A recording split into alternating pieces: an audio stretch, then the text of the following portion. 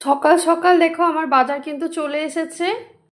তো চলো দেখাই তোমাদেরকে যে কি কি আমার বর বাজারে এনে দিল সকাল সকাল। এই যে দেখো তেল ছিল না, এই যে তেল, তারপরে এখানে রয়েছে যে 2 রকমের ডাল, এখানে রয়েছে এই যে দেখো চাল। তো কি বলতো আমাদের হচ্ছে ছোট ফ্যামিলি, মানে 25 কিলোর বস্তা আনলে কি অনেক দিন মানে চাল সেরকম শেষ হয় না, আবার দুপুরে বর ভাত খায় না, তা তার জন্য চালে পোকা লেগে যায়। তাই বললাম যে অল্প অল্প করে চাল নিয়ে আসো, এইভাবে চাল শেষ হয়ে যাবে আর মানে বিভিন্ন রকমের চাল এইভাবে খাওয়াও হবে আর কি, এক সময় এত রকমের চাল। আর এখানটাতে দেখো ঝিঙে, তারপরে সবজি কি কি আছে এই দেখো এখন বর্ষা পড়েছে, এখন বর্ষার সবজি মানে এই যে কচু, কচি কচি কচু উঠবে এখন, তাজা তাজা কচু।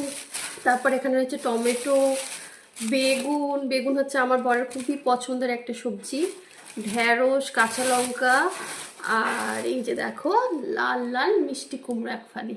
এই হচ্ছে আমার সবজির বাজার। তো চলো সকাল সকাল আমি রান্না বান্না করে নিই।